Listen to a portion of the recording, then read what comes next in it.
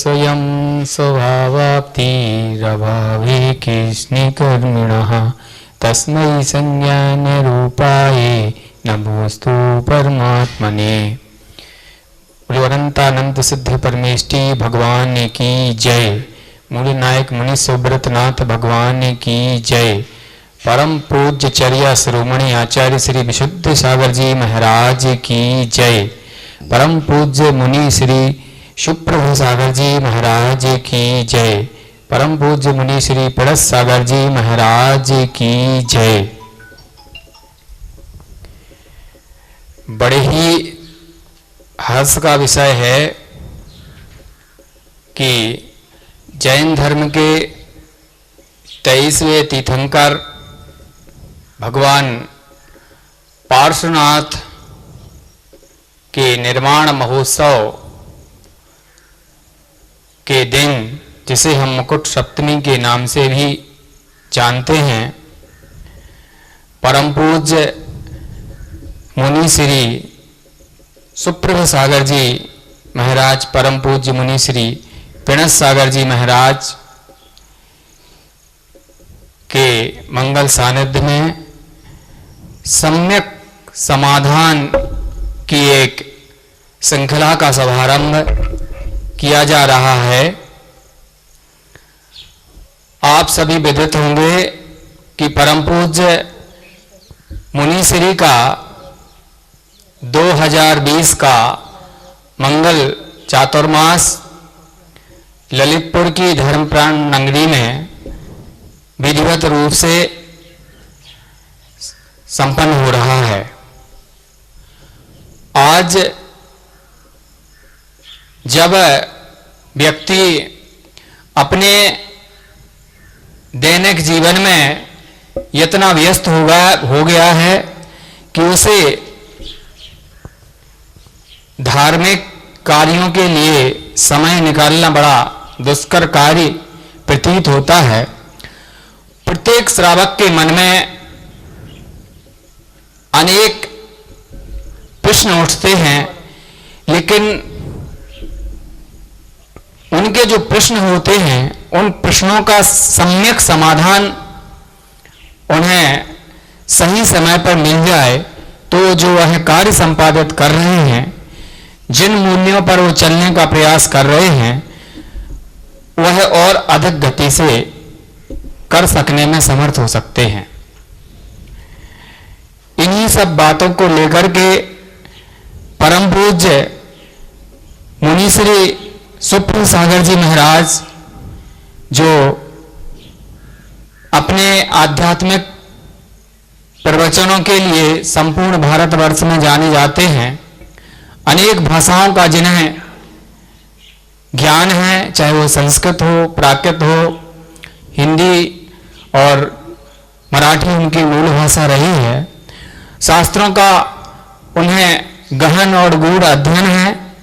इसी दृष्टि से परम पूज्य मुनि श्री के मुखारबिंद से हम आज के दिन, मुकुट सप्तमी के दिन, सम्यक समाधान के माध्यम से अनेक श्रावकों के मन में जो उनके अनुत्तरित प्रश्न हैं, उनका समाधान पूज्य श्री की दिव्य देशना के माध्यम से सभी को सुनने को मिलेगा।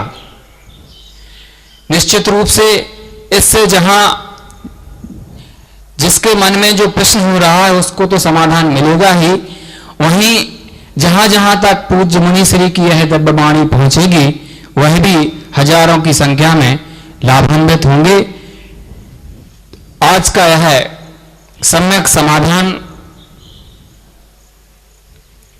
का शुभारंभ हो, उसके विधिवत संचालन के लिए मैं संघस्थ परम पूज्य मुनि श्री पिणस सागर जी महाराज के चरणों में निवेदन कर रहा हूं कि आज के सम्यक समाधान के इस श्रृंखला के शुभारंभ को आगे बढ़ाने की महती कृपा करें। परम पूज्य मुनि श्री नमो। ओम नमः। समीचीन विकल्पों का सम्यक समाधान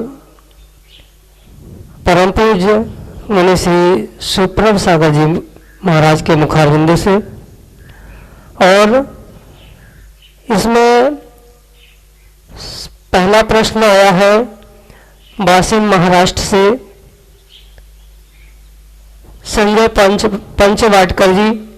महाराज जी के चरणों में त्रिवार नमोस्तु निवेदित करते हुए अपना विकल्प निवेदन कर रहे हैं कि महाराज जी, वर्तमान में इस भौतिकता की आपाधापी में मन को विकल्पों को शांत करने का सम्यक उपाय क्या है? सम्यक समाधान करने की अनुकंपा करें। नमोस्तु महाराज जी। अपने मन को शांत करने के लिए सर्वप्रथम हमें अपने तन को और वचनों को संयमित करना होगा। मन कोई तिर्यंच हाथी घोड़ा नहीं है कि जिसे साखियों से बांधा जाए। इसलिए मन को संयमित करने के लिए हमें कोई आलंबन की आवश्यकता थी जो मेरे भीतर ही हो। इसलिए आचार्य भगवंत ने, योगेंद्र स्वामी ने बहुत सुंदर शब्द देते हुए हमसे कहा कि अगर मन रूपी हाथी को बस करना है तो हमारे लिए एकमात्र अंकुश है जिसका नाम उन्होंने ज्ञानांकुश कहा। जैसे मदोन्मत्त हाथी को संयमित करने के लिए, रोकने के लिए अंकुश का प्रयोग किया जाता है, ऐसे ही ज्ञानांकुश के द्वारा हम अपने मन को संयमित या मन के विकल्पों को शांत कर सकते। तो कोई ज्ञानांकुश कहीं अन्य बाजार आदि स्थान में मिलेगा नहीं। ज्ञानांकुश को प्राप्त करने का अभिप्राय था मुझे अपने भीतर के ज्ञान को ही प्राप्त करना, और उसके लिए अगर कोई पंचम काल में साधन है तो वह एकमात्र यह स्वाध्याय है। जिनवाणी का स्वाध्याय ही हमारे लिए पंचम काल में परम तप कहा गया। क्यों? जिस समय हम जिनवाणी के शब्दों को पढ़ने का प्रयास करेंगे, हमारी आंखें उन शब्दों पर टिकी होगी। हमारे जो मुख के उच्चारण चल रहा है, वचन चल रहा है, वह भी जिनवाणी के शब्दों में ही चल रहा है। और जो मन है, मन भी हमारा उसके अर्थों को समझने के लिए लगा। इसलिए जब तक हम जिनवाणी का स्वाध्याय कर रहे हैं, तब तक हमारा मन, वचन और काय तीनों भी संयमित होंगे। और जिस समय तीनों संयमित, तीनों को विकल्प दूर होंगे, हलन चलन दूर होगी, हम अपने मन को भी, मन के विकल्पों को भी संयमित कर सकते। जैसे हाथी को अंकुश से वश करते हैं, ऐसे मन के विकल्पों को ज्ञान रूपी अंकुश से ही हमें कंट्रोल या संयमित करना है। अन्य कोई भी साधन हमारे पास नहीं है। और उसी स्वाध्याय की ही श्रृंखला में आज से हमने यह प्रच्छना नाम का स्वाध्याय यहाँ से प्रारंभ किया है। देश विदेश से जो जीवों के भीतर विकल्प उठ रहे हैं, प्रश्न उठ रहे हैं, उनका समाधान प्राप्त करने के लिए ये प्रश्न उत्तरी रूप प्रच्छना नाम का स्वाध्याय प्रारंभ किया। जब तक हमारा तन, मन और वचन ग्रंथों में लगा है, तब तक हमारे मन के विकल्प शांत हो सकते। अन्यथा मन के विकल्प शांत करने का इस पंचम काल में अन्य कोई भी साधन वर्तमान में मौजूद है ही नहीं है। मन के विकल्प शांत करने के लिए एकमात्र जिनवाणी स्वाध्याय का ही आलंबन लेना परम आवश्यक है।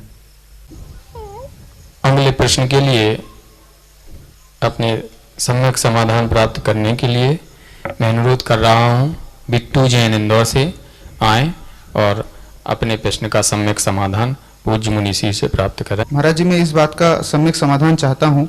आजकल युवा वर्ग जो है लंबे लंबे बाल, लंबी लंबी दाढ़ी और हाथ पे टैटू जो है बना के रखते हैं, और इसी के साथ साथ जो है मैं मतलब इस बात का समाधान चाहता हूँ कि ये जो लंबे लंबे बाल और जो दाढ़ी रखना चाहिए या नहीं रखना चाहिए, और इसी के साथ उन्हें मंदिर में अभिषेक और आप लोगों को आहारचर्या में आपके आना चाहिए उन्हें या नहीं आना चाहिए, ये सही है या गलत है? आगम में कहा है यथा मति तथा गति, यथा गति तथा मति। यह बात हमें बहुत अच्छे से समझने की आवश्यकता है कि प्रत्येक कर्म के 9 कर्म हुआ करते। भविष्य में जो हमारे साथ घटित होने वाला है, कथनचित हमारी वह मति वैसी ही होने लगती है। जो कर्म उदय में आने वाले होते हैं, उन आने वाले कर्मों के लिए 9 कर्म रूपी भूमिका हम स्वयं बनाते। आज कोई कह दे कि मुझे बुखार है, सर्दी खांसी है, तो विश्वास मानना ये कर्म उदय आने के पीछे उसने कुछ न कुछ 9 कर्म ऐसे किए थे कि उसके कर्म उदय में, जैसे ठंडा पानी पीना, आइसक्रीम खाना आदि आदि के निमित्त से उसको सर्दी खांसी बुखार हो सकता, तो उसका आइसक्रीम खाना, उसके ऊपर पानी पीना, मूंगफली खाना, ये 9 कर्म थे सर्दी जुकाम कर्म के लिए।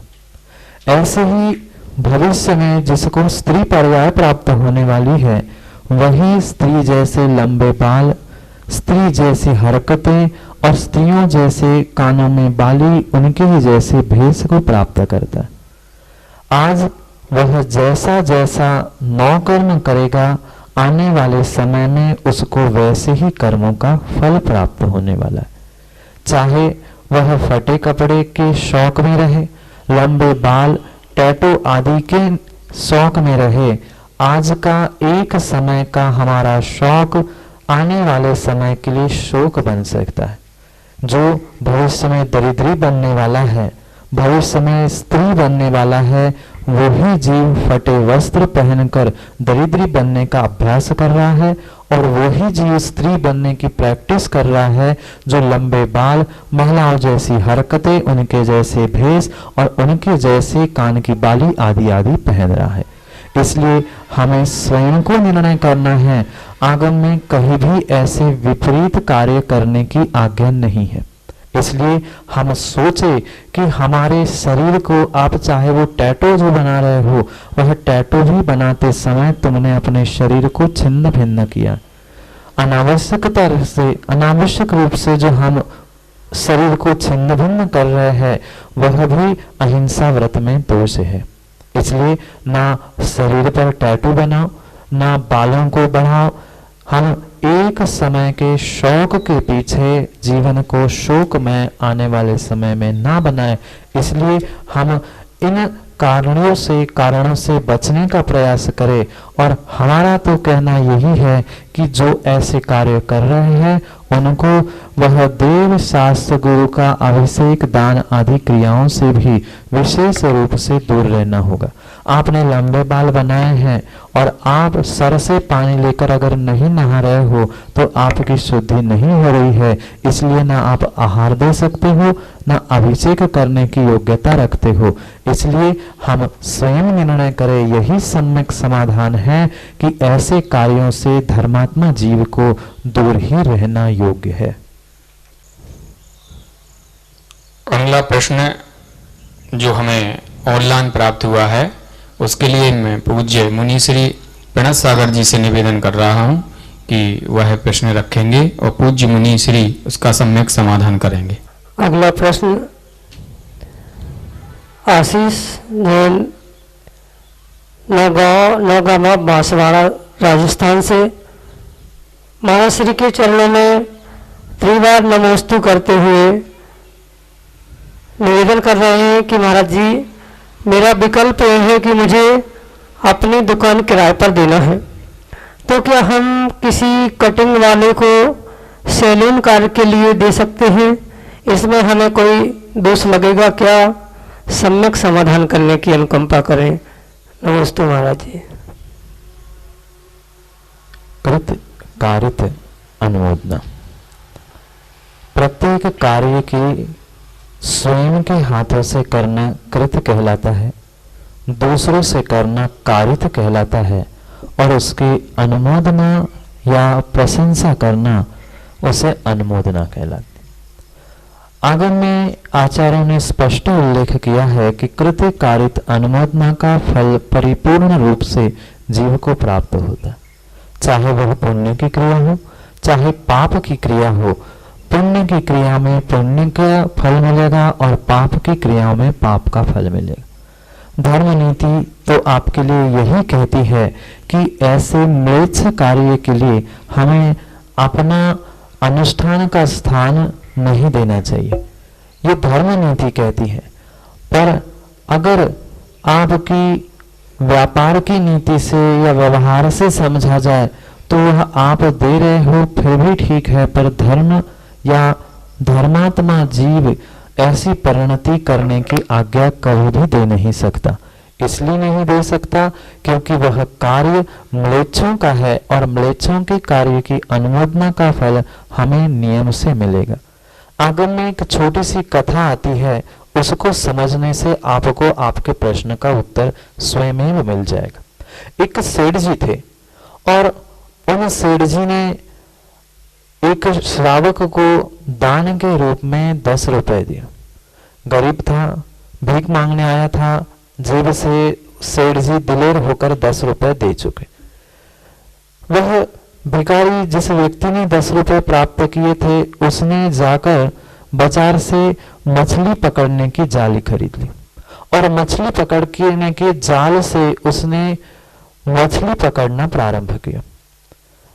कुछ दिन बाद, कुछ महीनों बाद ऐसा हुआ कि मछली पकड़ते बेचते हुए वह जो गरीब व्यक्ति था, भिखारी व्यक्ति था, वह तो धनाढ्य हो गया, पर 10 रुपए जो पाप की क्रियाओं में दान दिया था उसकी परोक्ष रूप से अनुमोदना के कारण वह सेठ जी दिन ब दिन गरीब और कुछ समय बाद भिखारी बन गया।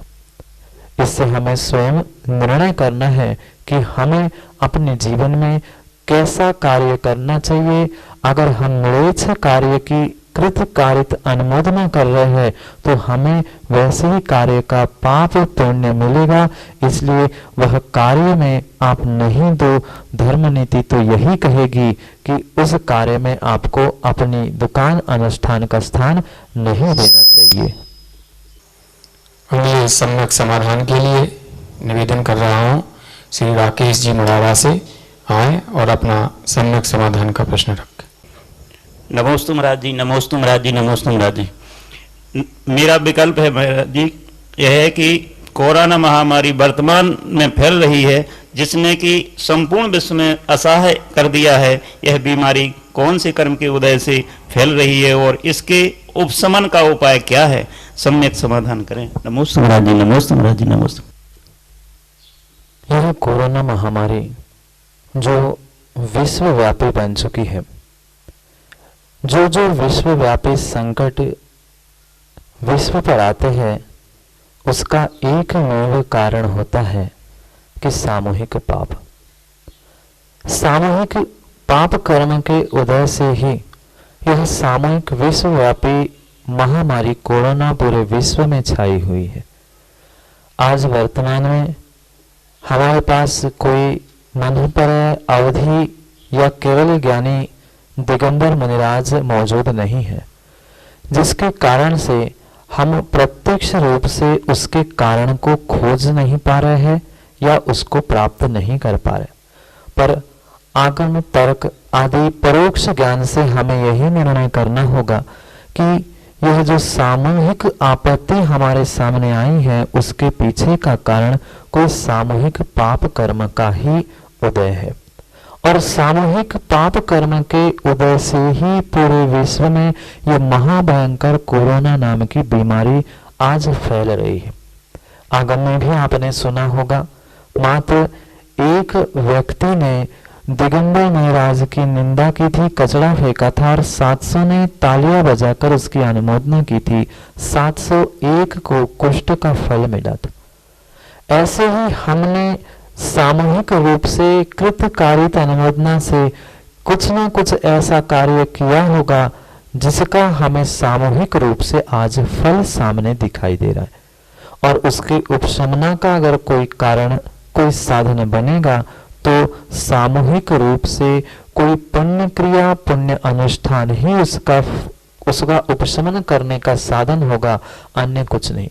समय आने पर वह बीमारी, रोग उसकी निर्जरा, कर्मों की निर्जरा हो जाएगी, पर समय के पूर्व अगर हमें उसकी उपशमना करनी है तो हमें विशेष रूप से, सामूहिक रूप से कुछ अनुष्ठान करना होगा। और जब तक यह सामूहिक पाप को नष्ट करने वाला सामूहिक अनुष्ठान नहीं होगा, तब तक समय से पहले हम उसको शांत करने का अन्य कोई भी साधन वर्तमान में हमारे पास नहीं है। इसलिए हम यह विकल्प करना छोड़ दे कि कौन क्या करेगा और कैसे होगा। एक तो हम उसको समय पे छोड़ दे, जैसे ही समय पूर्ण होगा, काल अवधि आएगी, वह अपने आप कर्मों की निर्जरा होके उपशमना हो जाएगी। और अगर हमें विशेष उसे शीघ्र ही नष्ट करना है तो सामूहिक पाप को मिटाने के लिए सामूहिक पुण्य अनुष्ठान ही करना होगा, अन्य कोई भी साधन हमारे पास वर्तमान में नहीं है। अगला विकल्प हमें ऑनलाइन प्राप्त हुआ है, उसके सम्यक समाधान के लिए पूछने के लिए पूज्य मुनि श्री प्रणत सागर जी से निवेदन कि वह प्रश्न करने की कृपा करें। पूज्य मुनि श्री उसका सम्यक समाधान प्रदान करेंगे। हाट पिपलिया मध्य प्रदेश से अगला विकल्प है मनोहर पाटनी जी का, जो पूज्य मुनि श्री के चरणों में बारंबार नमोस्तु निवेदित करते हुए निवेदन कर रहे हैं कि महाराज जी, मेरा विकल्प है कि सिद्ध शिला में निगोदिया जीव रहते हैं क्या, और रहते हैं तो उनका वेदन किस प्रकार का होता है, सम्यक समाधान करने की अनुकंपा करें। नमोस्तु महाराज जी। हाँ, सिद्ध शिला में भी निगोदिया जीवों का निवास होता है, पर यह विश्वास मानना जो सिद्धों का वेदन होता है वह निगोदिया जीवों का वेदन नहीं होता, और निगोदिया जीवों का जो वेदन है वह सिद्ध भगवान नहीं करते। उन दोनों के वेदन में बहुत बहुत बहुत अंतर है। निगोदिया जीव संसार के दुखों का ही वेदन करेंगे और सिद्ध भगवान अपने अनंत ज्ञान, अनंत सुख, अनंत वीर्य आदि अनंत गुणों का ही वेदन करेंगे। दोनों के अनुभव में, दोनों के अनुभूति में, दोनों के ज्ञान में जमीन आसमान का अंतर है। भले ही स्थान एक हो, पर दोनों का वेदन, दोनों की अनुभूति भिन्न भिन्न होती है।